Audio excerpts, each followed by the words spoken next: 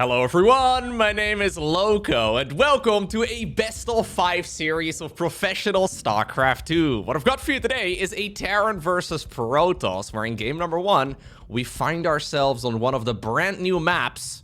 I mean, there's literal orcs on it. This looks exactly like a Warcraft 3 map ported over to StarCraft 2. We find ourselves on a map called Blackrock. Totally not a reference to orcs either. Spotting right here in the bottom left, playing in blue, we have none other than Hero. His opponent all the way in the upper right, playing in red with the Terran pieces.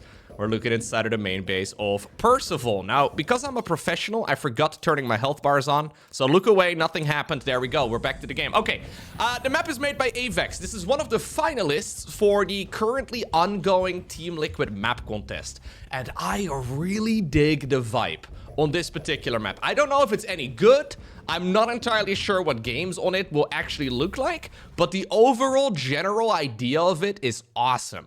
So first off, I mean, I'm a sucker for Warcraft 3. I really like Warcraft in general. It's always been one of my absolute favorite games, or I guess series of games. So just the bright green vibes, all of the trees. We have these orcish watchtowers all over the map, right? And, well, actual orcs hanging out as well. For some reason, red and blue apparently are getting along.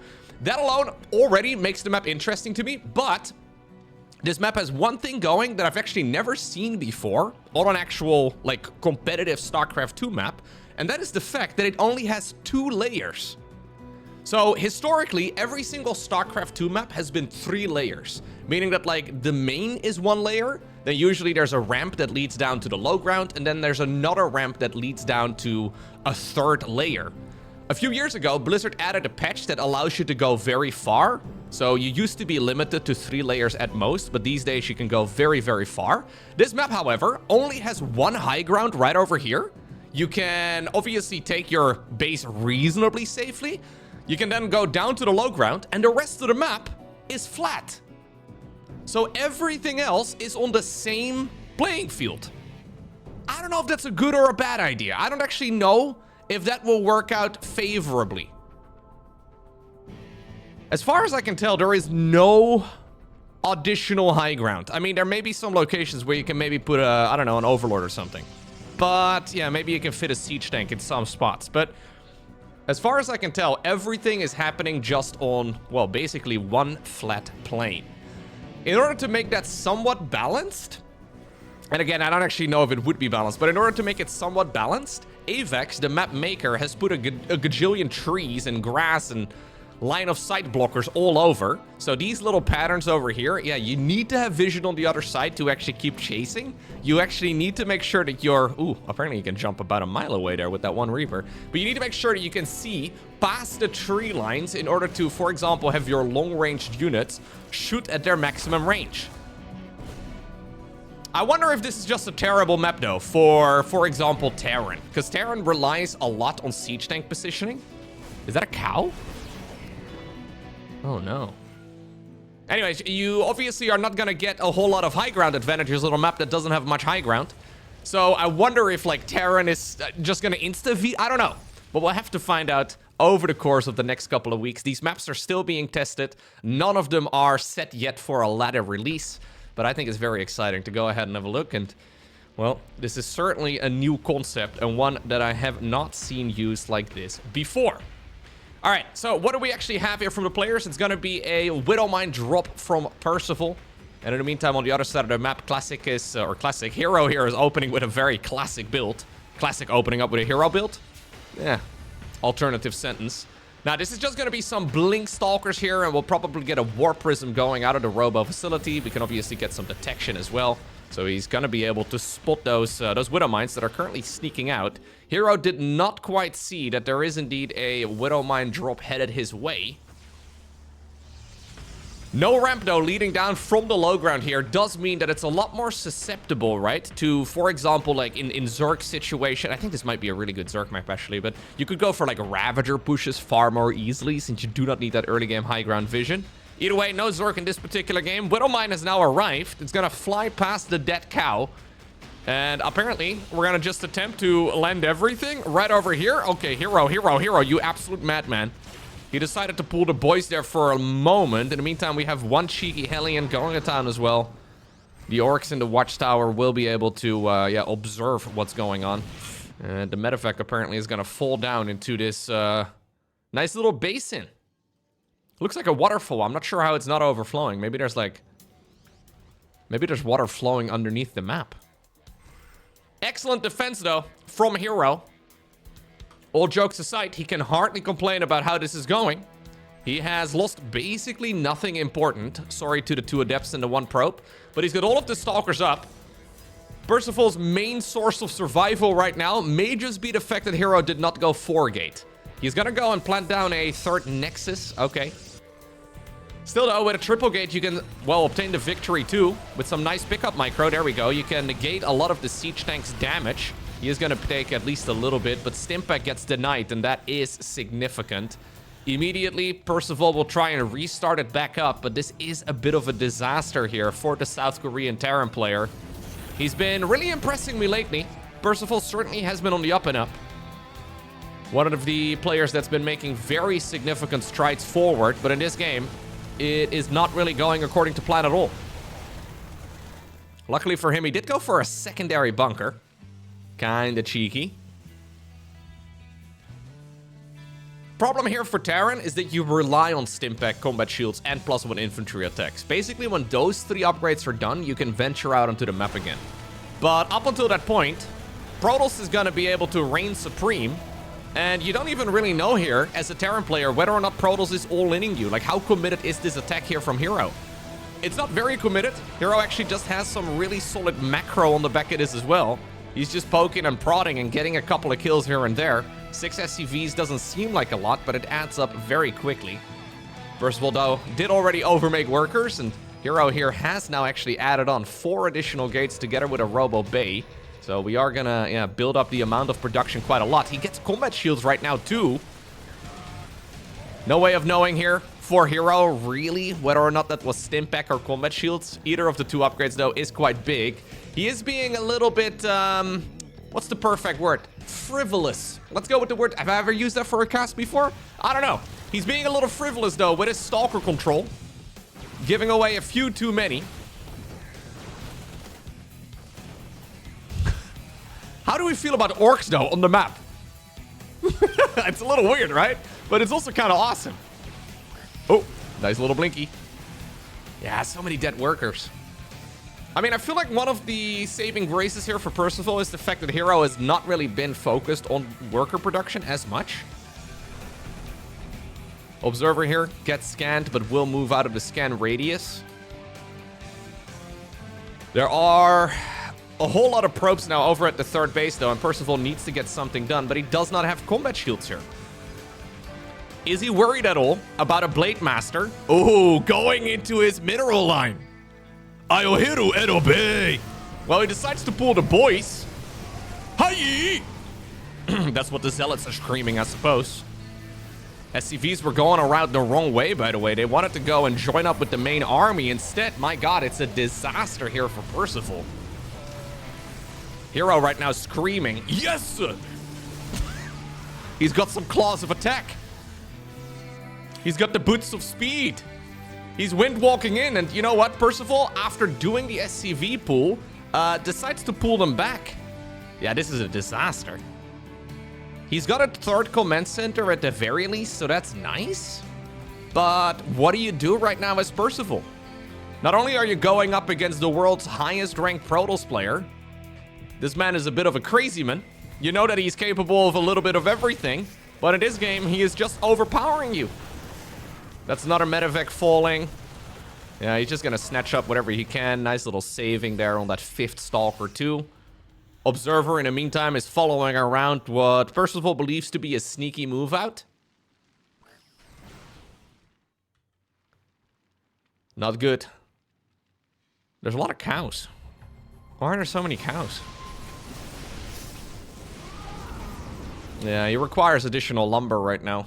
Or additional minerals. And Vespian gas. He needs everything.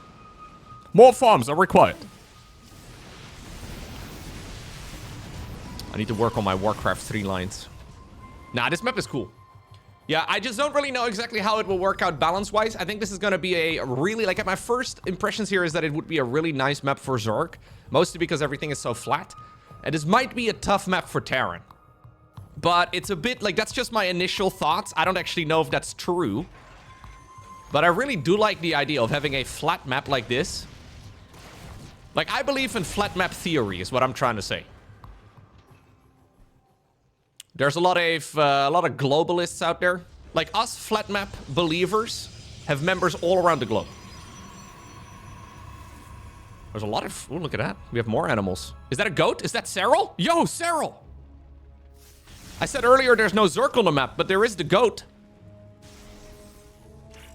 Yeah, I think what we're witnessing here is Percival desperately trying to catch up. Now, what is allowing him to catch up is Hero just not making a lot of workers. It's a bit weird. Like, Hero has not really been harassed very much. He did lose a handful of probes, 5 of them in total. And he is certainly definitely here in a better spot than Percival is. But my god, this choke point here is kind of crazy. The siege tank count, though, is very low. Ooh, maybe that's the alternative to a high ground advantage. Vikings going in. I think the numbers here are just too good for Hero. But yeah, he ultimately gets the win. But I do think there is a small chance for Percival to get back in a spot like this, just because the worker count never really went up for Hero. Alrighty. And that takes us to the map Washout. A map made by Patches. And one that looks extremely promising. This map isn't all too fancy. It doesn't have any crazy features going. But it is real nice. Plus, isn't this the map with... No... I thought for a second this was the map with the Nova screen and the little Ewok guys looking at... No, that's not this map. This map is made by Patches, so this is what the description says. Welcome to Paradise. This is written by the map maker. Welcome to Paradise. Washout is a standard map with a unique twist on the later bases. After your first 3 bases, you have the option to take a special hybrid expansion, which contains 6 regular nodes and 3 rich nodes, with 1 additional node overall. At each of the hybrid bases is a collapsible cooling tower, and when destroyed, each will permanently destroy 3 of the regular nodes at the hybrid base. Okay, so you can see them all on the minimap. There's this little icon for constructible, or I guess deconstructible towers. What you can do is destroy them. They will crash onto the mineral fields that are most exposed, and they will permanently delete them off of the map. So this is an interesting one, because early on the map will be reasonably normal, but I think later on, rather than try to go after your opponent's mineral line, which is right now the norm in StarCraft, like it's one of the main criticisms that I see people have of modern StarCraft. It's very worker harassment focused, I suppose, which I personally kind of like, but yeah, it's just one of the base designs of the game. One of the core principles. On this map, though, you have an alternative choice to maybe just destroy your opponent's mineral fields straight up. And you can imagine, since there's 3 of those bases for each of the players, if you can destroy 9 mineral fields of your opponent in total, like it might actually be worth sending units over there early, long before the bases are even taken, just because you can then, well, basically prevent an entire base from mining, right? Like a normal StarCraft 2 base is 8 mineral fields on it. If you can destroy 9 of your opponent's total available mineral fields, that adds up really quickly. So I find it very interesting. Early on, I don't think there's going to be a ton of spice, but there is certainly a lot of potential. Oh my god. So somebody had too much fun at the Supernova Men's Club, clearly. Is that the entrance right over here? My god, what's happening at the Supernova Men's Club? Oh, jeez. Okay, it's a crazy place. There's also just some giant debris over here in the middle of the map that are all, I guess, destructible, yeah. So these are the types of debris that will be sharing HP, so you only really need to kill 1, even though they're all connected. And it seems like each and every one of them has 1500 health. I believe you can just kill 1 of them, and it will be okay. Twilight Council opener here yet again for Hero. In the meantime, on the other side of the map, we've already got a little bit of Hellion production here coming on. Yep. He will see the tech lab. We're gonna likely see a Cyclone here for Percival in just a moment. And that hallucinated Phoenix is basically spoiling any surprise that Percival has been cooking up. Protoss will know everything. It's one of the strengths of that really quick sentry opener, something that has actually fallen out of favor a little bit lately. We haven't really seen a lot of sentry builds for Protoss, which is kind of nuts, because this is just... like, this is one of those builds that apparently Protoss players feel like they don't have to play that frequently, but it's one of those builds where you can figure out exactly what the opponent is doing. There are really no builds like that for any of the other 2 races in StarCraft. But just I am gonna scout literally everything you have built is not one that Protoss will go for that often. Which is kinda crazy. Terran feels like they're very much so boxed into a corner with the amount of options that they have available in the early game of TVP. There's actually quite a lot of Terran players complaining about this particular matchup at this point in time. It's so ironic to me that, yeah. The perfect scout build is apparently something Protoss will only really go for every once in a while. All right, we're going to go into the Blink Opener yet again. Triple Gateway yet again here too for Heroes, so nothing all too spicy, but we have a much quicker third Nexus this time around. So compared to the previous game, he has taken this one several minutes earlier. And obviously that is something that Percival will have to get done with. Like, I mean, he knows of it, but he can't really address it very easily. One of the problems when you go for this more conservative approach here as the Terran player, like, yeah, you're going to be able to get your stim back out. Yeah, you're going to be able to get your normal mid-game started. But right from the get-go, Heroes economy is going to be booming. We have Blink done. You can't really push into a Terran, or as a Terran player here, you can't really push into the Protoss very easily either. I guess what we can do, though, as the Terran here, is a little bit of sightseeing. Right? You can drive around, kill a couple of probes, that's nice and all. Maybe lose the Reaper.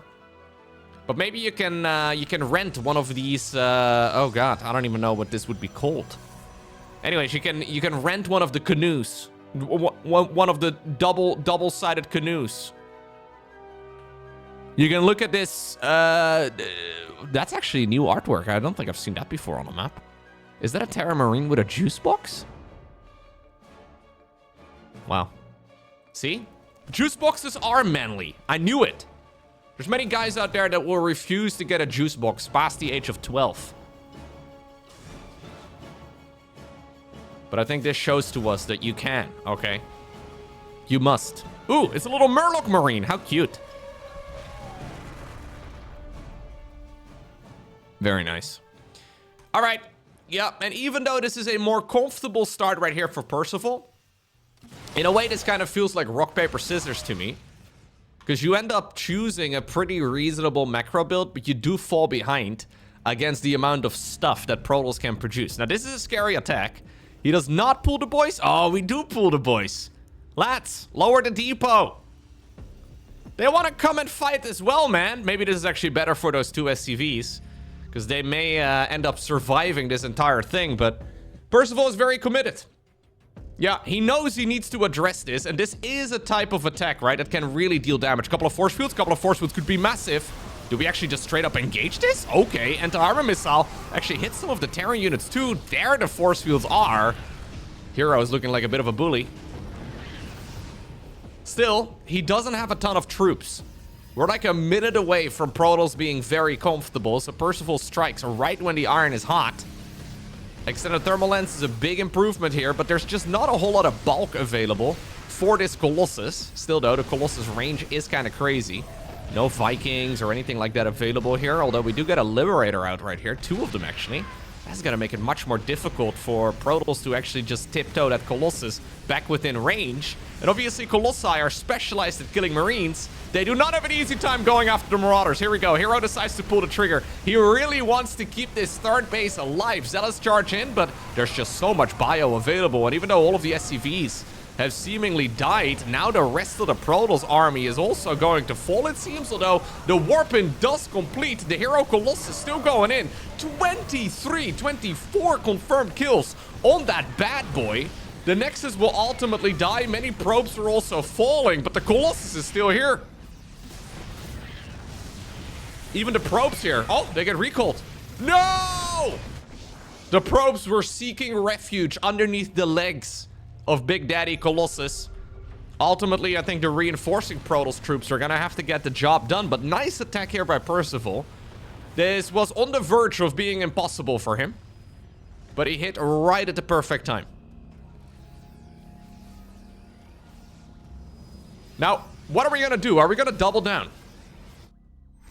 Yeah. Reinforcing Terran troops are being picked off in the middle of the map. The siege tanks apparently believe that they cannot drive back home, so Percival is gonna commit. There is not yet, though, a new third Nexus over there. Percival doesn't quite know of it. Stalkers in the back are a distraction. That's -1 siege tank. Good bait right there by Hero. He wants to try and do the same thing again. All army hotkey Stimpack, baby. Bring everybody to the front lines. This probe was ready to build a Nexus. No Nexus available yet, though. Colossus again in the front. One of them takes critical amounts of damage. Stalker's going in around the side. Another one of the siege tanks there does use its long range to kill the Colossus. More and more Protoss troops get reinforced. Percival is rallying everything he's got across the map. But I think he needs to go home. Yeah, a bit of an overextension here by Percival. Still, you end up playing 2-base versus 2-base, and I think that that is pretty much ideal for Terran. Obviously, you don't want to trade ridiculously inefficiently, though. I honestly wouldn't mind just seeing him send everything inside of the medevacs and boost back home. He knows it's going to be difficult with those stalkers chasing him. Medevacs are fully out of energy here. Oh, really? Man, Hero loves these type of games, though. Look at him. It is such a bloodbath. He's very focused on microing a small group of units. Kind of like Warcraft 3, I suppose. Anyhow, as the dust settles here, I don't think you can really continue pushing, and Percival has decided to go into a third command center now. Third Nexus will restart as well on the other side of the map, but normally Protoss is a base up over Terran in this matchup. So this is one of those games where Percival is starting to outgrow Hero quite quickly. Liberator here is going to confirm exactly what's going on. No third base retaken on that side. Now, this actually could be big. Why in the world, actually, are we building this third command center in the most exposed location? This could actually be a disaster here for Percival. Liberator is going to siege up. Siege tanks behind it. Ooh, careful, lads. Oh, no. Oh, no. No. That's terrible. 3 of those sentries end up dying. I think there was a bit of a distraction there from that Liberator. Ultimately, it is gonna die. But the third command center lives. And maybe more importantly, 3 sentries do not. Hero's gonna try and do a bit of elevator play here into the main base of Terran. Viking numbers are still extremely low, because he had to remake some of those lost medevacs.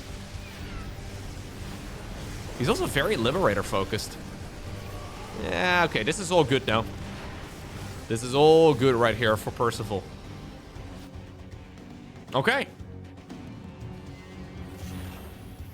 Now, I secretly would like to see the game go a little bit longer, because we are getting to the point where maybe just... Like, right now, there's a little bit of downtime. Maybe right now is the time to go after some of those possible future expansions of the opponent. Like, sending a couple of Zealots after the cooling tower here, maybe the ones on the left. I feel like this would be the time to go ahead and snipe them. It's a new map feature, though. One that we have not seen used this aggressively before. So I don't really know if it's something that is going through Hero's mind. No, Hero is smelling blood. Hero pushes forth yet again. Wants to keep those Viking numbers low. And you know what? We do get a couple of nice Novas, too. Siege tanks do get on top of them, though. And the Zealots here are trying their best to snipe it down. It's a bit of a mess, but 13 SCVs fall. Medevac drop in the meantime. Go, go, go, go, go. Oy, this is real potential here, Percival. Please go. There we go. It's a little slow. Recall is going to be used right now. I don't think that this drop was spotted until, yeah, the medevac already was inside of the third base's mineral line. Could have been a lot more damage there for Percival. Either that, or he could have forced a retreat a little bit sooner. Speaking of retreating, apparently some folks tried to make it away from PT washout. Ah, looks like there may have been a Zerg attack or something. Jeez. Who put the sandbags on the road? Does the Zerg have access to sandbags? Man, this place is brutal. Yeah. Maybe there's no Zerg in this particular game yet again, but There is a very clear sign of them having been here. What are we even fighting over? Maybe we should just sort this out through diplomacy, man. There's been enough death already. How about we pause the game and we end it with a friendly round, a best of 3 of rock, paper, scissors.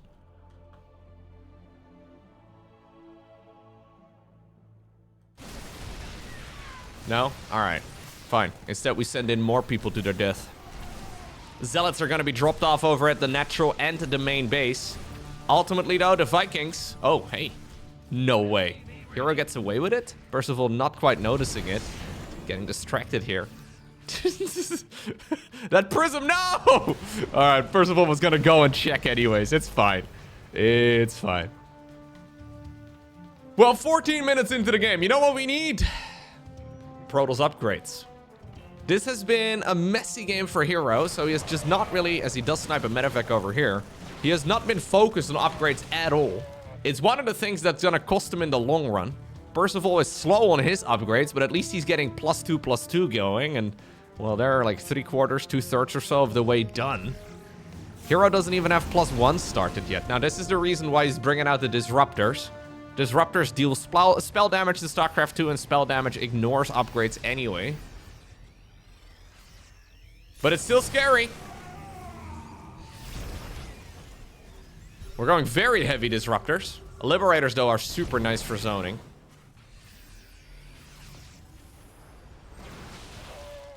Jimmy there.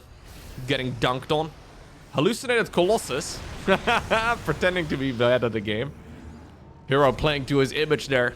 He's got the image of being a bit of a clown, so he decided to hallucinate a Colossus there. Pretend like he's weak. He's been reading the art of war. Ghost Academy right now for Percival. The safest all-around choice. But this is still a difficult style to go up against, right? Like, even though Disruptor builds are relatively uncommon, they have a lot of potential. This is the hot potato strategy. For Percival, every Protoss unit right now is a hot potato. You gotta be so careful, because if you're not, you could just get overwhelmed. Your army supply may be bigger, your upgrades may be better. And it's all good until you take a Purification Nova to the face. Now, while the Nexus over here does get denied, we have an alternative one far on the right side of the map.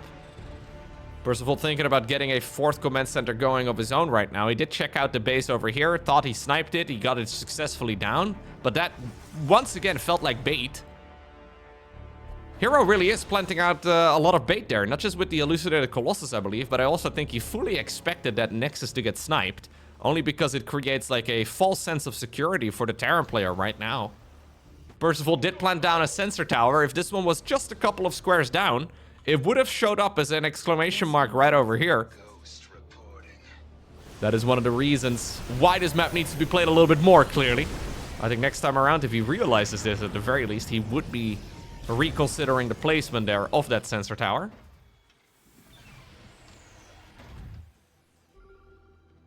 Double Prism. Double Prism, double upgrades. +3 attack has been fired up here for the Terran player, but Percival did not, or +3 armor rather, he did not go for the +3 attack. Hero doing whatever it takes, man, to climb back into the game, and he's honestly doing a really good job. That's another set of Novas there, dealing a good bit of damage. He does lose a Colossus as well, though. Another Disruptor ends up falling. Double Prism ready to move out. No Gravitic Drive available, but we may as well go ahead and test it out. Big push here, though, from the Terran player. Well, not a very big push in absolute numbers, but a very important one, because this has the real potential to just snipe bases. It's actually now triggering pretty much the entirety of the Protoss army to come back home. 12 probes go down. I think you pick up and go into the main. Overextension here yet again. Okay, the Disruptor Nova there will force the pickup. In the meantime, the Double Prism, okay, they have arrived on the other side of the map. They did end up killing a siege tank already, but this is not going to make up for the 12 probes that have already died, because all of those Zealots are also going to fall. And right now, suddenly, this hidden base on the right side is becoming critical for Hero. It is absolutely crucial that he keeps that base up. Weirdly enough, similar to what Hero did in the previous game, Percival right now is just not getting a lot of workers.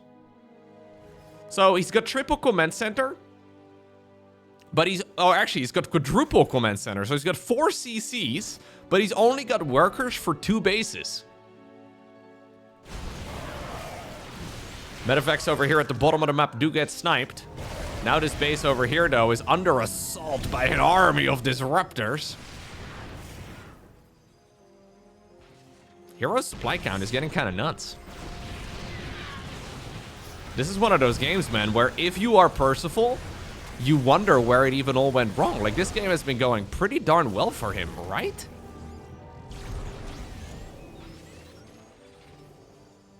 Hero playing a cheeky little magic trick on his opponent. He asked Percival to pull his finger. Turns out, disruptors. Unlucky. Loads of siege tanks available, though, but many of the liberators get sniped as well as the tanks do. It's kind of risky. Yeah, and every time you try to engage, and that's the real strength of those disruptors, every time you try to escape, or you try to chase this army down, the disruptors come in with the flank. In the meantime, Hero takes new bases again. Seems like he did not expect that this base on the right side would even really be here unscouted. But he is now transferring probes in this direction. Percival, behind his army, can't really get into a spot where he actually sees it. So this could also just end up being a gigantic misread for Percival, where he assumes that this type of aggression is going to fizzle out soon. He doesn't know about this base over on the right side. It's a really big problem. If we have a look at the income over time, it's been, yeah, a nice back and forth. Percival may very well assume that things are currently quite even. Man, the Novas have been so annoying, though. Oh, he's gonna find it. He's gonna find it by accident. He doesn't even quite realize it yet. There we go. Now he unloads. He did not quite pay attention to the minimap immediately. In the meantime, though, we do have some zealots trying to even the odds. Yet again, it looks like it's going to be a one-way trip for most of the zealots. Stalkers, in the meantime, trying to see if maybe they can rent one of those boats. Pretty cool. But they have been spotted, and the medevacs did have to back off for just a moment. The mirrored location on the other side of the map. Oh my god, here go the Novas again. There's another mining expansion, though, on the far left here. 4 Protoss. Percival unloaded over here. He wants to engage any of those bases, but Hero might just be working some of his magic. He's an actual monster, man. This game did really not go his way at all. Remember not too long ago, it was 2 base versus 2 base. Percival is still playing, though, with a 2 base versus 2 base mindset. Like, I think what's going wrong here for Percival is that this has been like a tunnel vision almost. Like, where he was assuming that this game was going to end at minute 6. And then it kind of went, yeah, over that pre-assigned slot of time, I suppose. And he's been trying to play macro ever since, but he never really built it up. So he still just has 2 base worth of workers. He's been flying the command centers around, but Hero has been gobbling up the map at the first possible opportunity. Being super aggressive as well, right? Like, taking a bunch of risks. Look at the Novas going in. Maybe you can out-repair it? I don't know. It's hard to say when the entirety of the Protoss army goes at it.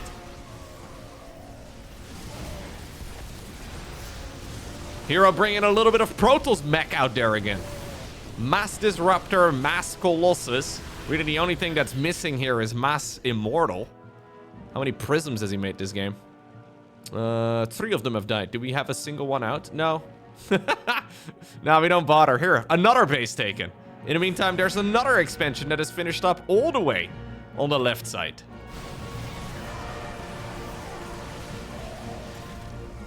Yeah, and I think what's gone wrong here for Percival is that he assumed that this was a extended 2 base all-in for the last 15 minutes. I know that sounds a little weird, but I think this is like a reverse tunnel vision almost, where you think you were all in, so now you're just trying to play the game a little bit more, and you're assuming the game is going to end in a minute or 2 from now, but it never did. And now you're just kind of stuck. Like, he's awkwardly trying to add on a few more workers. He did make another planetary over here at the 12 o'clock position. That's nice, but the minimap really is telling us a very different story. I'm a bit afraid here that at some point, the siege tanks are not going to be sieged up in the right spot, and Protoss is just going to be able to overwhelm it. He's doing a good job, though. Like, honestly, Percival is doing a nice job here, defending all of his outer expansions. It's very common to see Protoss just sort of overwhelm it. Triple Nexus in the meantime on the production tab over Hero. Nice EMP there by Percival. And this might just be that moment. A load of tanks here are set up down south. It's one of the downsides for a Terran army like this. My god, did he just all army hotkey onto a single tank? Nice. It's one of the downsides for a Terran eco like this. You just... yeah, you need to spread your defenses across all of your bases. And while part of the army is mobile, the siege tanks really aren't. Hero doesn't like having neighbors. Even though he's the most recent guy moving in. He's not trying to bully his roommates out. And while the Novas here are being denied quite nicely, ultimately one of them connects. Wait a second, is Hero throwing away a few too many of his units? He was super far behind, by the way, upgrade-wise, but he's just about to finish up 3-3. Which is kind of nuts, man. We're 24 minutes into this game.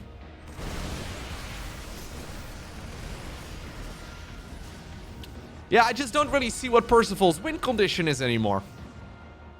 I think we have been so focused on just trying to stay alive now for so long that there's not really a win condition anymore. Like, the win condition, I guess, for Percival is that Hero is so incredibly cost inefficient that he's gonna be able to march across the map and snipe all of the bases. But now your win condition is your opponent making a tremendous mistake, which I don't think is a winning strat.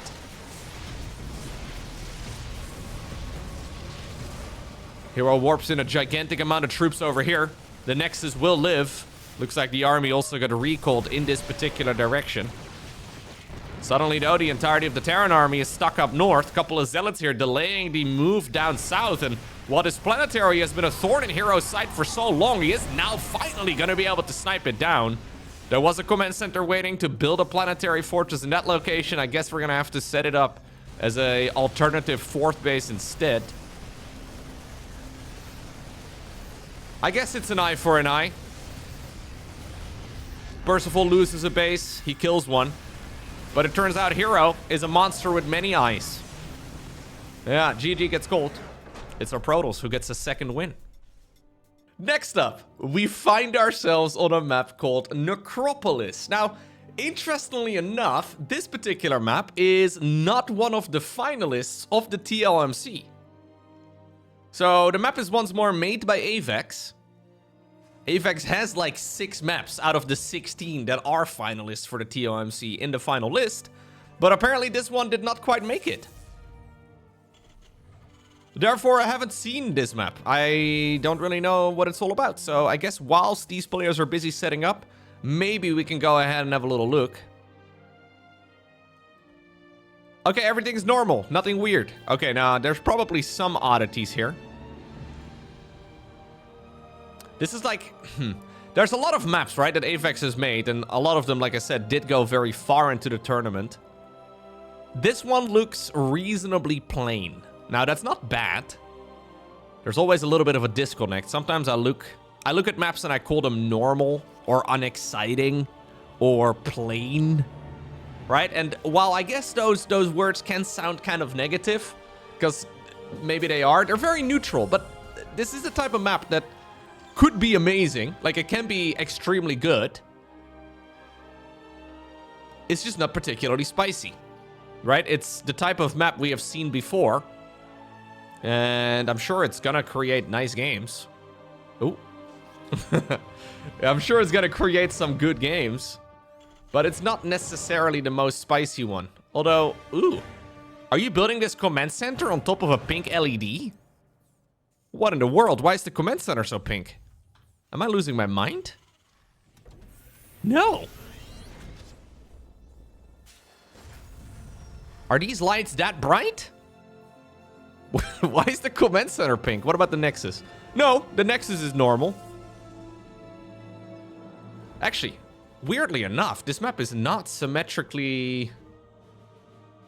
Oh, interesting. Okay, so the middle part of the map changes from like...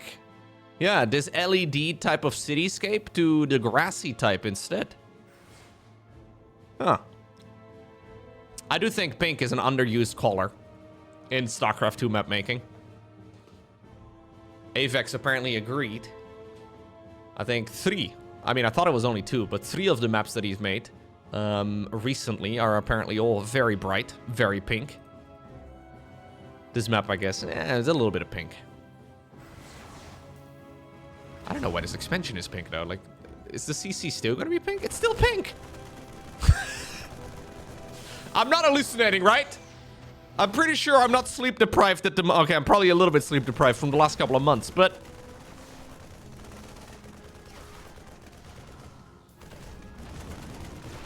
We're just YOLOing in units now? Hero, you probably don't want to do that, man. I guess he wants to park the Stalker behind the mineral line. Fair enough. Starport coming up here for Percival. He's got to deal with this very pesky Stalker behind his mineral line, but it's okay. It's alright. Yep. Now with more and more of those Terran troops popping out, the Stalker is gonna get recalled. And soon it will have access as well to the Blink upgrade, so Hero can once more be a little bit aggressive. A Robo facility coming up. We have Gateway number 2 and 3. Apparently this is the build that Hero has settled on for the day. I guess with the new maps, right, it's already quite difficult to actually decide what you want to go for. Making the full-on decision is always tricky. So, when you are already dealing with a new curveball here in the form of maps... My god, the base is so pink. Why is the base pink, though? Nothing else is pink. I don't get it. Now, this particular series is from the Pegasus tournament. And I believe for this tournament, they had... I should have probably looked this up. But I think it's like 6 of the new maps and then 3 of the old ones. Or maybe not old ones, like the current ones. It's maybe a better way to put it. There's a lot of tournaments going on in SC2. A lot of the weekly cups are now testing out all of the new maps from the TLMC, as we have a Widowmine drop coming in. It's so funny how Widowmine drops these days are almost unexciting because the players have gotten so comfortable with dealing with it. So I will definitely try to cast as many games on the new maps as I can. Just because I think they're very interesting. And apparently we are also choosing some of the ones that are not even the finalists. I guess it just shows you the level of map that we've had, right? Like, this map looks perfectly playable to me. Like, there's nothing other than the pink base for some reason. There's nothing all out of the ordinary here that I'm looking at that I wonder is a good idea. I think it's all fine.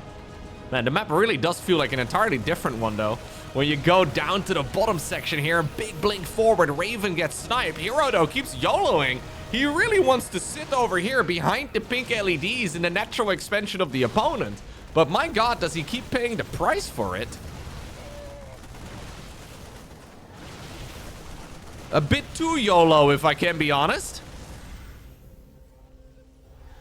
I really do like the double bunker, by the way, that Percival is a fan of so far in this series. You can obviously always salvage it, get the majority of your money back. 8 SCVs there for 6 Stalkers. 9 SCVs in total, 6 Stalkers. 7 probes have also gone down, though. I don't know.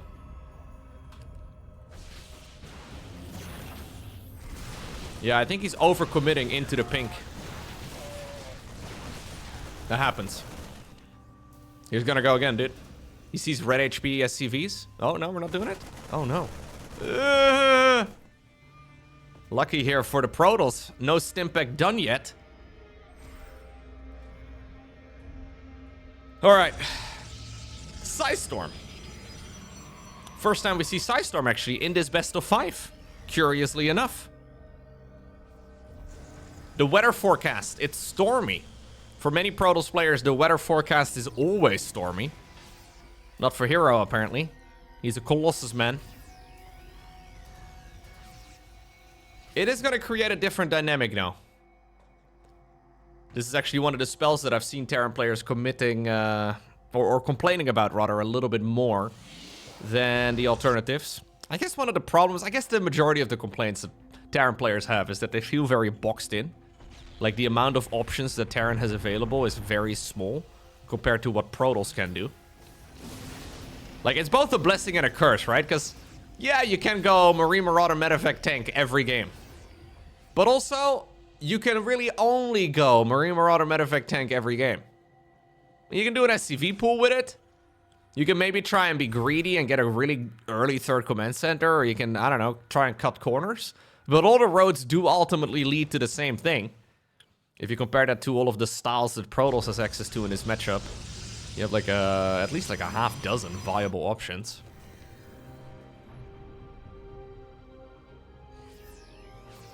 Percival's gonna test the waters over here now. No expansion in this spot though.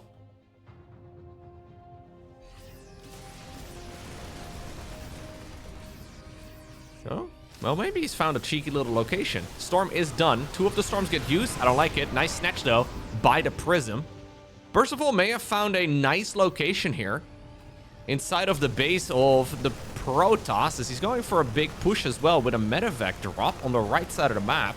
In the meantime, I think this right over here is the real story. Percival has got his siege tanks wedged into a perfect spot. This is, of course, the downside of those storm openers, right? Like, as long as the opponent walks out of the storm, I like that.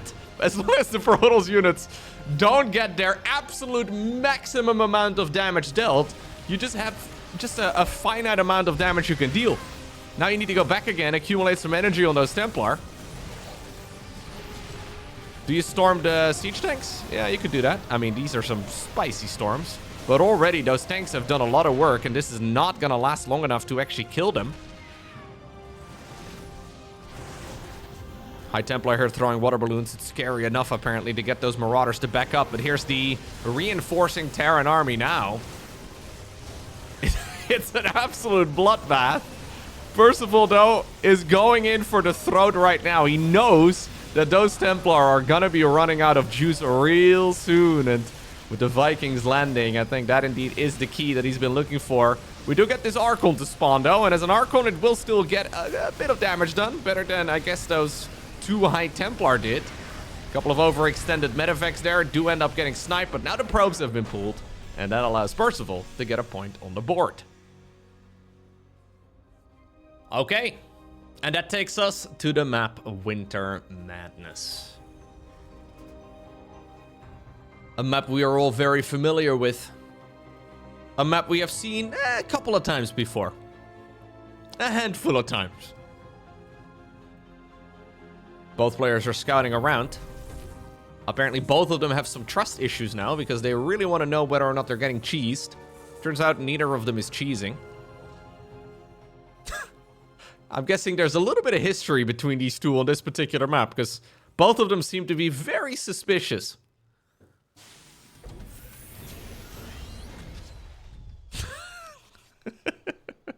They've been looking everywhere. Okay, Nexus does start up eventually, though, here for Protoss on the low ground. Cybercore as well inside of the main base. And I'm assuming Command Center. Also in the main base, though, here for Percival. So the plan is to make the Flight of Shame. Now, this is something Terran players hate, okay? You know what Percival's gonna have to do? He's gonna have to lift off, fly it over here, land it. Ooh, did you hear that sound? That was 10,000 Terran players cringing all simultaneously. Ugh, they hate that sort of thing. Now, it does keep your command center safe, and if you suspect your opponent might be cheesing, you can basically just auto-win the game. But, you know, there's a few advantages, but it does mean that you have to make the Flight of Shame, which takes about 3 seconds. Now, actually, I kind of feel like if you're a ladder hero, it may just be the best thing you can do in every single game. Just build the command center onto a high ground and then fly it down to the low ground. You could probably make up for those 3 seconds somewhere else. Or maybe your macro is perfect. I don't know.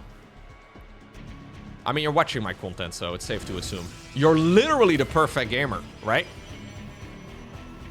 I think if you watch my content, it's safe to assume you're literally the perfect gamer. The type of guy who always hits the like button. Anyways. Cheeky little adept here. Making it into the mineral line. Not gonna sack itself, though. It's gonna hide in the tall grass instead. Reaper looking around. Trying to find out what's happening.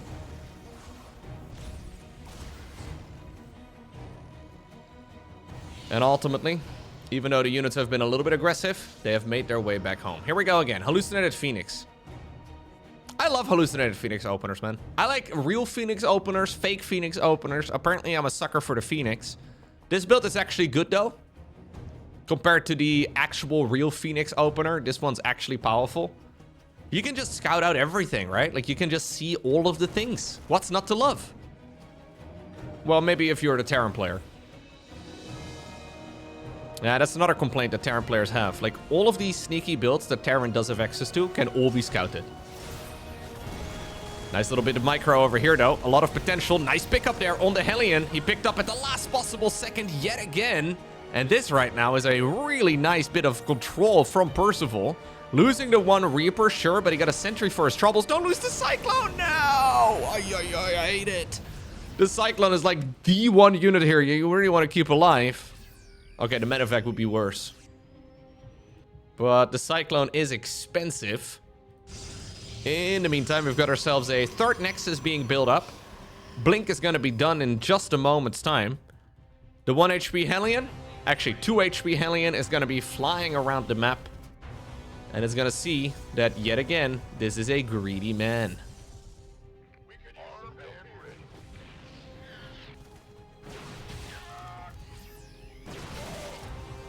Hero just fishing for some freebies now. First the Hellion. Then a couple of Marines. No secondary bunker this time. Percival, though, needs to be careful, right? Like, this is one of those spots where, like, you have a really nice setup. You are reasonably comfortable. But you also know that your next push is not going to be available until this upgrade is done. And you've just seen that your opponent went for a third base while you are barely keeping your 2 bases together. And this feels kind of bad to most StarCraft players, right? Because you're sitting there behind your nice little wall, being reasonably safe against the Blink Stalker push. But in reality, your opponent is building up an economy that's going to be really difficult to face. Okay, we're going to try and drop down an auto turret. Cross your fingers, hope it deals damage. Cross your fingers, hope it deals damage. Okay, it killed 2 probes. Best case scenario. In the meantime, there's a hidden observer inside of your main base. Sneaking out and basically just telling Protoss the full story. Sure, we get the scan off, but the scan could have been a mule. So even though Percival does scan and he kills it, that is kind of the equivalent of like 300 minerals of potential mining gone. And it's all these little things that seem to frustrate Terran quite a lot right now. Where it's definitely still a playable matchup, but Protoss just seems to have a lot of freedom, a lot of wiggle room. Whereas Terran players feel like they are... like, they're like the older child, you know? Like, I have 3 older sisters, personally. And according to my sisters, I am the Protoss player of the household. Like, I have been given a lot more freedom by my parents than they ever had. They're Terrans, I'm a Protoss. Does that make any sense? I mean, I actually play Zerg in Stark. Anyways. Yeah, I don't know. It's the analogy kind of fell short there, but you get what I'm trying to say. Raven going in. Raven going in. Oh, nice anti-armor missile. 0 response from Hero, who did not pay attention to it. We do get some nice force fields over here. Hero, though, busy in the meantime with a Zealot Warp in. Fair enough. Gigantic Zealot Warp in over here. That means that the base is fully exposed. Oh, no. I mean, Terran structures fly, man. We should not be base racing a Terran. I don't think it's ever a good idea. The boys have arrived yet again. Percival will keep all-inning. Percival, he's taking a page here out of Maru's book. Maru's still very successful against Protoss, despite the fact that a lot of people are kind of struggling. Like, you cannot really win the base race very easily. I mean, we should have pulled these boys as well, but we cannot win the base race. Disruptor! Ah! 29 SCVs. You cannot win the base race very easily against a Terran player, because their structures can fly. Reinforcing Terran troops, though, are popping out of all of those buildings. There is a Nexus that's been snuck out at the top of the map. Both players are now taking a tremendous amount of losses. Just 8 minutes in, and suddenly you see the numbers there on the left side of your screen. Percival's leaving. He's getting out of here. Obviously, as long as you reduce the structures to burning, there we go, they will burn down eventually. There is a secondary orbital command though, and that one is moving off into the dead space that Hero currently can't reach. Hero needs to get some sort of void ray production out or whatever in order to ever kill these structures. Looks like the barracks here are not gonna be lucky either. Recall, recall, recall. That's risky. What's being recalled? Not enough. Not even remotely enough. Wait, what? We recalled like 4 units? Huh?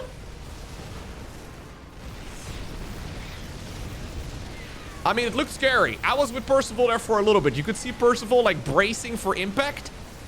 He's like, oh god, here they come. Oh, it's like 2 immortals and a sentry. Okay. Stalkers, you guys should have been there, man. Where were you? Where were you guys? You were killing barracks in a command center, sure, but I don't care. Yeah, that was not good. I like the position for Percival regardless, but that recall kind of felt like a donation to me. Problem here for Percival though, he did not split up the barracks, so he does not know whether or not there's an extra base out. And there is a new base out right now for Hero. He does have a bit of mining going on yet again. He's got his work cut out for him though, because there's 34 army supply here for the Terran. And there's just very little available here for Protoss. Where are we at right now? Yeah. Keep in mind, the win condition in a game of StarCraft 2 is destroying all of your opponent's structures. The armies don't actually matter. So as long as the structures tab right over there in the top left is empty, well, the player with the last standing structure will win. But the last standing structure for Terran is always going to be this bad boy. Making the flight of shame has been a theme in this particular game. The flight of shame may have been something embarrassing previously, when we had to go from the main base down to the low ground. But right now, man, there's an orbital command pilot out there having a bit of a giggle. If you listen carefully, you can probably hear him. Oh, no, don't move it! Percival, no! Okay, Percival wants to give the opponent a win condition. Okay, excellent plan. Yeah, may as well. I guess there's this barracks over here burning down. I mean, he's got a load of supply depots. It's reasonably safe. Not that we can really continue mining very well. Oh, big blink forward. Nah, there's not even remotely enough. Nah. GG gets gold. Percival evens up the score.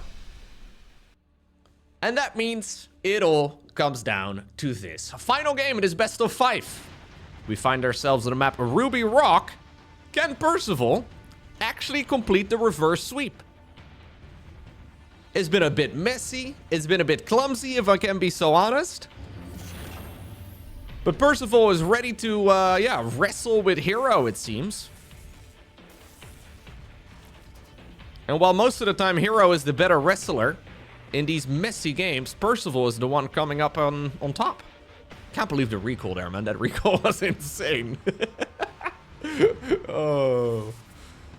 That recall would have been good if the Stalkers had blinked in right at the same moment, you know? When you have all of your tools in the same... But you just kind of throw half of your army in first and then the other half... That doesn't make any sense. Alright, in the meantime, something else that doesn't really make a lot of sense is Hero low ground walling here on the map. It's fine. Albeit kind of ugly. But it will work, I guess.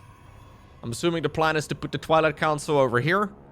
And then we have an opening right in that spot. Percival's gonna see. And just goes home. Nothing else to see anymore. I guess the only concern maybe is that you don't know if there's a second pylon inside of the main base of the Protoss. But the odds are like 98%.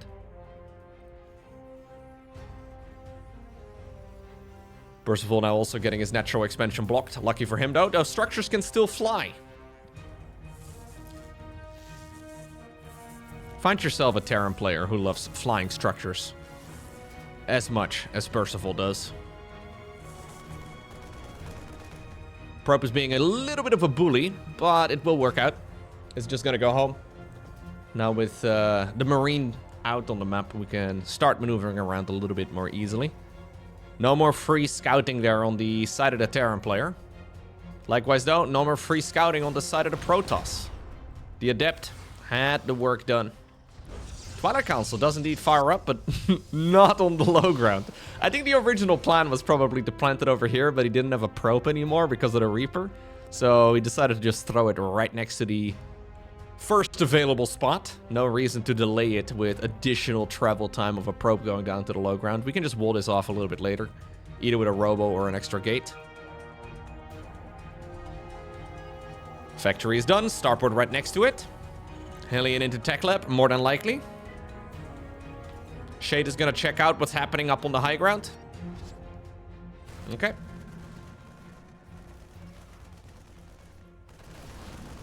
Yeah, mostly just testing the waters. Nothing all too crazy. Tech Lab. Yep. Okay. So, yet again, even though we're taking very different roads, just across the board in this entire best of 5, the players are taking very different strategies in the earlier stages of the game, but they do arrive with basically the exact same follow-up every time. The main difference being the third base timings. Hero, yet again, opting to go for a faster third Nexus this time, but he's already been mixing and matching that up a little bit more. This time around, though, he's got 2 gateways. So in the previous games, he's always had 3 gateways before adding on a third Nexus. Now we're going to add on an additional gate. It bothers me a bit that he built the first pylon over here and then never really actually walled this area off. I know there's no circling run-bys or anything along those lines, but then what is the purpose of this pylon over here? Yeah, see? We could have prevented this very easily, man, with any of the 3x3 structures we've been putting down. 2 probes have been killed in total. At the cost of a Hellion, though. And a Reaper. Cloak Field. Okay, Cloaking Field here for the Banshee. Rather than going for a Raven this time around, we are indeed going to go into the Banshee. Double Banshee it is. NG Bay as well behind the Naturals Mineral line. Stimpack is going to be done in a moment. And I'm assuming this one will also get a nice little Tech Lab over here. Probably that one. Even though the Tech Lab will smell of Starport, Terran players don't mind. Here's going to get into the base. Get a little bit of info, but nothing all too crazy. Okay. Whoa. First Banshee just died. Ay, ay, ay. I didn't even see it. I assumed that it was going to be microed a little bit better than that. Hero prioritizing the economy first. And treating himself like a bit of a punching bag. Now that the economy is going, though, we can start exploding in unit production. Alternative choice would be to just go into a 4th base as well if he really wants to. But then you leave yourself very, very susceptible for SCV pools and Terran all-ins in general. 3rd command center, though, is going to be added in. Stimpack combat shields +1 infantry attacks. They're all going to finish off roughly around the same time, but this is not really lined up in such a way that I believe we're going to go for an all-in. First 4 gates are done. 3 more coming up. Second, or not second. We have the first forge here. Going up as well for Hero. We will be testing the waters a bit. Stimpack is already completed. But 4 Stalkers is just so freaking nice. Observer here indeed now spotted because he knew that something gave these Stalkers vision to get into the main base. Medevacs can take a little bit of a beating. Oh, hey-oh, Percival, careful. Percival, though, has now unloaded the Medevacs on the other side of the map. Stalkers commit yet again. A couple of Widowmines trying to get lucky, but they are indeed going down immediately. And are we gonna end this series with more spice? Somehow both players have sent their armies across the map in like the most conventional game of this entire best of 5 so far. They've decided to somehow sail with armies through the middle of the map and pass each other by. Wait a second. What just happened here? It's a reasonably small Terran army, though. It's a much more committed Protoss army. The Immortal is going to make life way better. And ultimately, obviously, it's again an eye for an eye, but Percival has 2 eyes, whereas Hero's got 3. Hero also keeps the Nexus alive. Orbital Command will stay up as well, but This is so costly right now. Percival actually trying to chase this down, but he does not have the army to pull this sort of thing off at all. He wants to get some really nice Widowmine hits in, but the control there from Hero was excellent. That's 27 SCVs down the drain. And while quite a few probes have died too, we get a force field over here preventing most of the Terran armies from defending their own natural expansion. Right now, as the dust is settling, Hero is set up right outside of the natural expansion. Actually, he's right outside of the main base even. He can force field his ramp if he wants to. Yeah, and just make it so bloody difficult for Percival to go down. And then in the meantime, we've got 3 base mining here for Hero. Hero is just so good in these crisis management scenarios. He's gonna skyrocket ahead. 3 base mining versus 1. Yeah. And you can poke and laugh at some of the decisions that Hero is making sometimes, right? I mean, he ultimately gets the job done here. We see him make clumsy mistakes, especially against Zerg. They are a little bit more apparent in that matchup when there's not a unit in the wall off, or we just see what look like sloppy mistakes in general, but there's no denying that Hero's crisis management is just so bloody good. MaxSpecs is fantastic, right? Especially when he can play his own game. When MaxSpecs can just comfortably macro up and actually play out the game as he intended, then it works out brilliantly for him. But Hero, I mean, most of the games that he plays seem to be a bit messy, and his crisis management in those scenarios is just on another level. GG gets called, he gets the job done here, and makes it look relatively easy in game number 5.